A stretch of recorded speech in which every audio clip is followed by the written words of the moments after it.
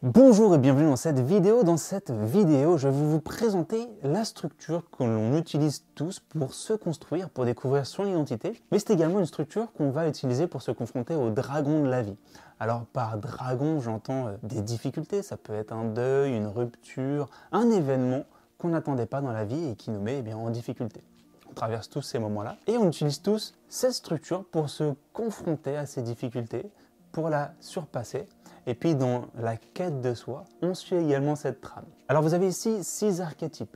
Un archétype, c'est une structure, c'est un symbole universel commune à chaque individu. Donc là, c'est des énergies structurantes, dans le sens où ça nous aide à structurer notre vie. Je vous rassure, vous allez très vite comprendre. Alors quand on vient au monde, on est tous animés de l'énergie archétypale de l'innocent. L'innocent, techniquement, c'est un enfant, inconscient que le bien et le mal existe. Pour lui, il pleure, quelqu'un vient. En fait, on le couvre d'amour et du coup, il a l'impression que dans la vie, tout le monde est là pour son bonheur. Mais vient un temps, quand il grandit, il réalise au final que cette sécurité qu'il avait quand il était plus jeune, elle n'est pas si universelle et inconditionnelle qu'il le pensait. Alors, ce qui est marrant, vous voyez que un homme et une femme n'utilisent pas les mêmes énergies au même moment dans sa façon de se construire, de se confronter à une difficulté, et vous allez voir tout ça rapidement. L'énergie de l'orphelin, c'est lorsque justement on réalise que cette sécurité affective et morale que j'avais plus jeune, n'est pas si universelle. Un enfant passe à cette énergie lorsqu'il commence à se poser des questions sur qu'est-ce que c'est que la mort. Il prend conscience que les personnes qu'il aime, finiront tous par mourir, et lui-même s'interroge du coup, pourquoi je vis si c'est pour mourir, pourquoi je suis moi et pas un autre, qu'est-ce qu'il faut faire pour gagner cette sécurité que j'avais un petit peu plus jeune. Donc l'orphelin, il se cherche, il a perdu son paradis sécurisant et du coup il prend conscience de l'aventure de sa vie en quelque sorte. Et c'est pas quelque chose de simple parce que il prend conscience de sa condition humaine et il n'est pas si invulnérable qu'il le pensait.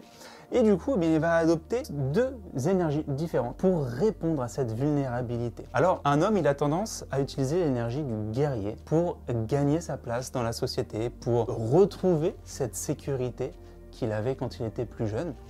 Et la femme a plus tendance à utiliser l'énergie du martyr. Par exemple, un homme, quand il est question de gagner sa place dans la société, il a tendance à penser qu'il va falloir monter sur les autres, monter hiérarchiquement et gagner du pouvoir en fait, obtenir du pouvoir pour s'assurer qu'il a gagné sa place. La femme, à l'inverse, elle a tendance non pas à penser qu'il va falloir grimper sur l'autre pour gagner sa place, mais grimper avec les autres. Ici, on est dans une démarche où on se bat, on lutte pour avoir sa place. Et ici, on apprend plus à faire le don de soi. Alors la femme est animée par cette énergie bien souvent parce qu'il y a les responsabilités familiales qui l'amènent naturellement à faire le don d'elle-même. Alors ça a changé, mais dans l'inconscient de tout le monde, ça a été comme ça un long moment.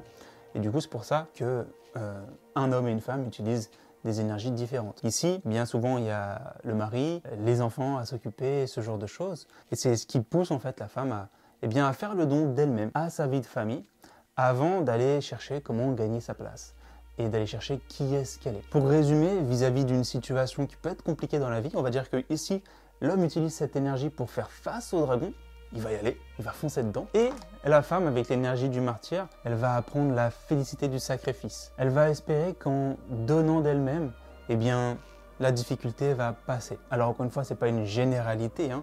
Un homme peut utiliser l'énergie du martyr et la femme l'énergie du guerrier également. D'ailleurs, c'est ce qu'on voit actuellement parce que les femmes sont de plus en plus amenées à aller chercher des responsabilités et à utiliser cette énergie-là.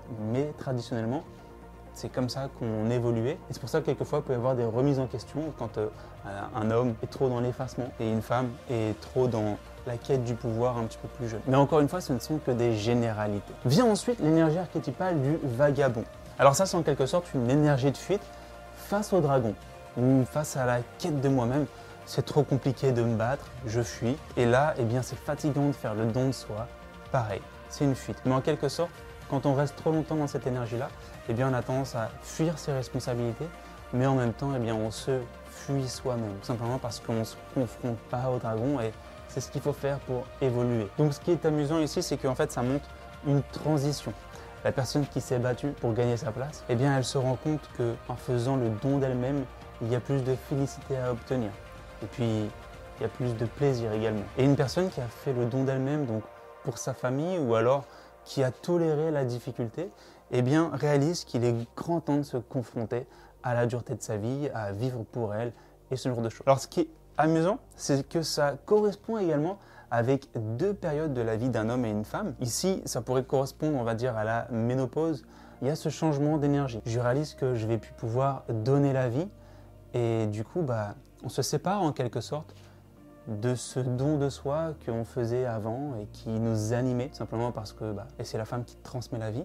Et de l'autre côté, vous avez l'énergie du guerrier de l'homme. Et de l'autre côté, chez l'homme, ça pourrait correspondre à l'andropause. Tout simplement parce que la force que l'on avait plus jeune, on l'a un petit peu moins à un âge un peu plus avancé. C'est amusant parce que quelquefois, ça correspond vraiment avec ces périodes de la vie. Et quand on fait un feedback sur soi-même, on se dit « Ah ouais, c'est vrai ». Et ensuite, une fois qu'on a fait ça, la personne a fait le don d'elle-même, ou alors elle s'est battue pour trouver sa place. Mais quoi qu'il se passe, elle a découvert qui est-ce qu'elle était, du moins elle pense savoir qui est-ce qu'elle est. Et bien on en arrive à l'énergie du magicien. On pourrait imaginer ça, vous voyez, dans les films mythiques. Eh bien, un magicien, quelquefois, il chevauche le dragon. Ici, on n'est plus dans la fuite du mal ou dans la quête du bien, on accepte les deux, on les tolère. En quelque sorte, je ne suis plus dans la fuite du dragon ou je ne suis plus dans la lutte pour gagner ma place, pour surmonter le dragon. Je le tolère et je le chevauche, comme un magicien peut chevaucher un dragon dans un film ou dans un univers mythique, tout simplement.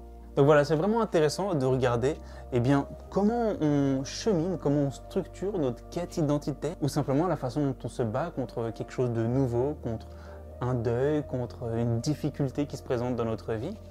Et c'est également amusant de regarder comment un homme et une femme cheminent vers son identité et vis-à-vis d'une difficulté de la vie. Donc on va aller voir dans une prochaine vidéo ces archétypes que l'on joue tous inconsciemment et on ira voir cette structure-là vraiment pour la femme et vraiment pour l'homme. Donc je vous invite à vous abonner pour ne pas rater la suite de l'aventure et puis à me dire dans les commentaires ce que vous en avez pensé. D'ici là, je vous dis prenez soin de vous et à bientôt.